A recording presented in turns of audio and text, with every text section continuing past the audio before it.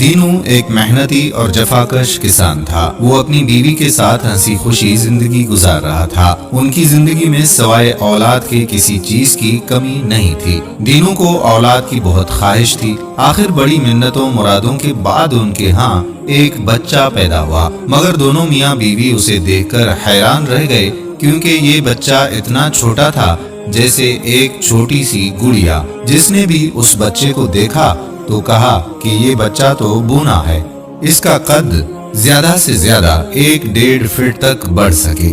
دینو یہ باتیں سن کر بہت مایوس ہوا اور اس نے بچے کا نام آنا رکھ دیا۔ پھر آنا آہستہ آہستہ بڑا ہونے لگا۔ کچھ عرصے کے بعد دینو کے گھر ایک اور بچے کی آمد ہوئی، لیکن وہ بھی پہلے کی طرح بونا نکلا۔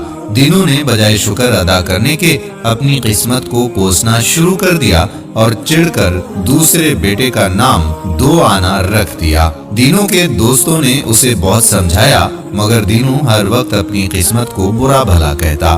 اسے فکر تھی کہ جب وہ بوڑھا ہو جائے تو اس کے کھیتوں میں ہل کون چلائے گا، بوائی کون کرے گا اور فصل کون کاٹے گا۔ کیا پدی اور کیا پدی کا شوربا، یہ بونے بچے بھلا کیا کام کریں گے۔ وہ اسی فکر میں تھا کہ وہ ایک اور بیٹے کا باپ بن گیا جو اپنے بھائیوں کی طرح بونا ہی تھا۔ دینو نے اسے دیکھ کر اپنا سر پیٹ لیا اور کئی دن تک وہ گھر سے باہر ہی نہیں نکلا۔ وہ اس قدر چڑچڑا ہو گیا تھا کہ کسی سے بات بھی نہیں کرتا تھا۔ غصے میں آ کر اس نے تیسرے بیٹے کا نام کھوٹا آنا رکھ دیا۔ وقت گزرتا گیا اور یہ تینوں بچے جوان ہو گئے، مگر تینوں کا قد 1.5 فٹ سے زیادہ نہیں تھا۔ ان کے قد تو نہ بڑھ سکے، مگر اپنی شرارتوں، ذہانت اور بے باکی میں تینوں بچے یکتا تھے۔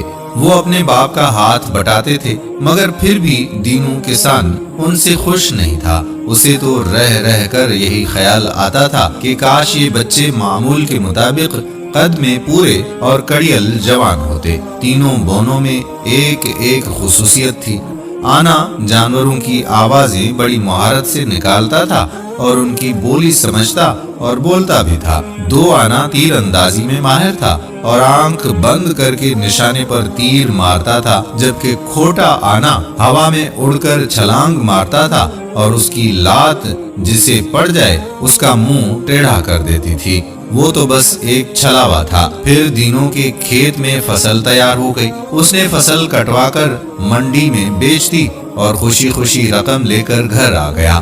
4 چور دینوں کی طاق میں تھے۔ انہوں نے کسان کے گھر میں چوری کا پروگرام بنایا اور آدھی رات کو کسان کے گھر میں داخل ہو گئے۔ کسان اور اس کی بیوی سو رہے تھے کہ چوروں نے ٹھوکروں سے انہیں اٹھایا۔ دونوں نے جب چوروں کو سامنے پایا تو بہت گھبرائے۔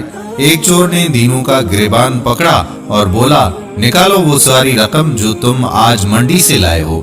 دینو یہ سن کر بولا، بھائیو، میں بڑا غریب آدمی ہوں، اسی رقم سے پورا سال گزارنا ہے، یہ ظلم مت کرو۔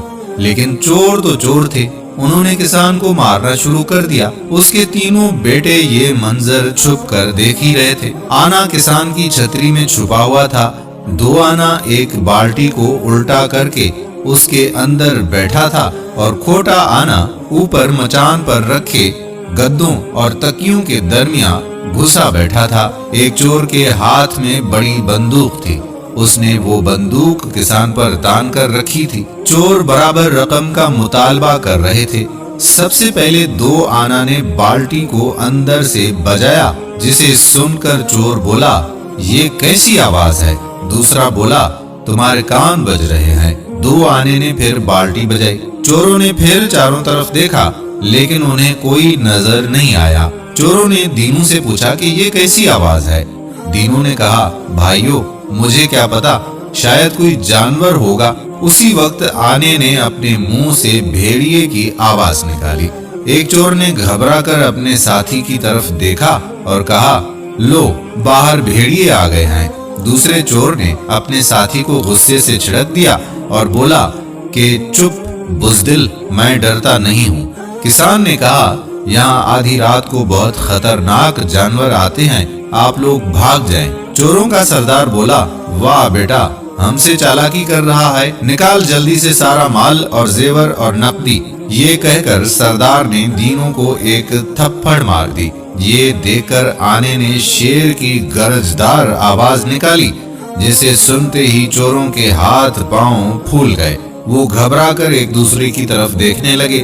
اسی لمحے کھوٹا آنا جو مچان پر بیٹھا ہوا تھا، جست لگا کر بندوق والے چور پر کودا اور ایک زوردار لات اس کے منہ پر رسید کر دی۔ چور کے ہاتھ سے بندوق چھوٹ گئی اور وہ اپنا جبڑا پکڑ کر دوہرا ہو گیا۔ کسان نے جھپٹ کر بندوق اٹھا لی اور چاروں چوروں پر تان لی۔ کھوٹا آنا ایک بار پھر اڑتا ہوا آتا اور اپنی دونوں لاتیں اس نے چوروں کے سردار کے منہ پر جما دی۔ وہ لڑکتا ہوا ایک کونے میں جا گرا۔ ایک چور نے آواز لگائی، بھاگو! پھر وہ سب بھاگ نکلے۔ کسان نے چوروں کو بھاگتے دیکھ کر اطمینان کی سانس لی اور زندگی میں پہلی بار اپنے بچوں کی طرف پیار سے دیکھا۔ کھوٹا آنا نے اپنے باپ کی طرف دیکھا اور کہا، ابا جی، ہم ریزگاری ہی صحیح لیکن بڑے کام کی ریزگاری ہیں۔ کسان بولا، بچوں اب سو جاؤ، لیکن تمہارے لیے ایک خبر ہے، وہ صبح سناؤں گا۔ تینوں آنے ضد کرنے لگے کہ نہیں ابا، ابھی سنائیں۔ کسان نے جواب دیا کہ بادشاہ نے اعلان کیا ہے کہ اس کی 3 شہزادیوں کے لیے اچھے اور بہادر شوہر چاہیے۔ وہاں بڑے زبردست مقابلے ہوں گے، تم لوگ بھی جا کر قسمت آزمائی کرو۔ تم لوگوں نے الٹے سیدھے کام سیکھ رکھے ہیں، ممکن ہے تمہارا کام بن جائے۔ تینوں آنے یہ خبر سن کر بڑے خوش ہوئے اور صبح ہوتے ہی تینوں اپنے سفر پر روانہ ہو گئے۔ جب وہ تینوں شہر میں داخل ہوئے تو لوگ انہیں دیکھ کر ہنسنے لگے اور آپس میں باتیں کرنے لگے، یہ تو شاید جوکر ہیں جو شاہی مسخرے بننے آئے ہیں۔ مگر وہ سب سے بے نیاز چلتے رہے۔ جب وہ بادشاہ کے سامنے حاضر ہوئے تو بادشاہ انہیں دیکھ کر خوش ہوا اور بولا، تم تینوں مل کر لڑو گے یا ایک ایک کر کے؟ 2 آنے نے جواب دیا کہ جہاں پناہ، ہم تو مقابلے میں شریک ہونے آئے ہیں۔ بادشاہ نے کہا، تمہیں پتا ہے بڑے بڑے شہزادے اور سورما ان مقابلوں میں حصہ لیں گے، تم ان کا مقابلہ بھلا کیسے کرو گے؟ کھوٹا آنا بولا، آپ ہماری قد پر نہ جائیں، مقابلے کا انتظام کریں۔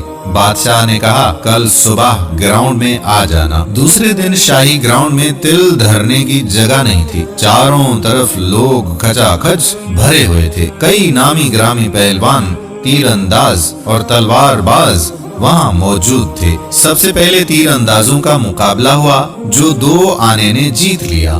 پہلوانی اور زور آزمائی کے مقابلے میں جب کھوٹا آنا میدان میں اترا تو چاروں طرف سے لوگ ہنسنے لگے۔ کئی شہزور اور پہلوان اس کے مقابلے پر آئے، لیکن اس نے سب کو منہ توڑ جواب دیا۔ پھر بادشاہ نے اعلان کیا کہ ایک انوکھا کھیل ہوگا جس میں کچھ جانوروں سے امیدواروں کو لڑانا ہوگا۔ اگر وہ جانوروں کو مار ڈالنے میں کامیاب ہو گئے تو شہزادیوں کی شادی ان سے کر دی جائے گی۔ پھر میدان خالی کر کے سپاہیوں نے پنجرے کھول دیے۔ ان جانوروں میں بھیڑیے، کتے، ریچھ اور خوفناک قسم کے بندر شامل تھے، جنہیں دیکھتے ہی تمام امیدوار بھاگ کھڑے ہوئے۔ اب میدان میں اترنے کو کوئی تیار ہی نہیں تھا۔ پھر لوگوں نے دیکھا کہ آنا، دوانا اور کھوٹا آنا میدان میں اترے اور چاروں طرف سے جانوروں کی طرف دوڑے۔ جیسے ہی جانور ان کے قریب آئے، آنے نے شیر کی گرجدار آواز نکالی، مگر آواز نکالنے سے پہلے اس نے اپنے تھیلے سے شیر کی کھال نکال کر اوڑھ لی تھی۔ آواز سن کر جانور ڈر کر پیچھے ہٹنے لگے۔ 2 آنے نے تیر کمان نکالی اور اپنی بے مثال مہارت سے کئی خوفناک جانوروں کو نشانہ بنایا۔ کھوٹا آنا اچھل اچھل کر 2 لتیاں چلا رہا تھا۔ پھر تھوڑی ہی دیر میں چاروں طرف جانوروں کی لاشیں بکھری پڑی تھیں اور تینوں بونے فاتحانہ انداز میں کھڑے تھے۔ بادشاہ نے تینوں بونوں کی جیت کا اعلان کیا اور اسی وقت شاہی پالکی میں تینوں شہزادیاں باہر نکلیں۔ حسن اتفاق سے تینوں شہزادیاں بھی بونی ہی تھی۔ بادشاہ نے تینوں آنوں کو مخاطب کرتے ہوئے کہا، میں تو خود چاہتا تھا کہ آپ تینوں جیتیں، کیونکہ ان چھوٹی چھوٹی گڑیوں جیسی شہزادیوں کے لیے आप तीनों से अच्छा कोई रिश्ता नहीं हो सकता। दूसरे दिन बादशाह ने उनकी शादी का ऐलान किया और बोनो के वालिदैन को भी शाही महल बुलवाया गया। फिर उनकी धूमधाम से शादी हो गई। ये मंजर देखकर दीनों ने अपनी नाशुक्री की आदत से तौबा की, क्योंकि कुदरत के हर काम में कोई ना कोई मसलहत जरूर छुपी हुई होती है। दोस्तों, हम उम्मीद करते हैं कि हमारी आज की वीडियो भी आपको पसंद जरूर आई होगी।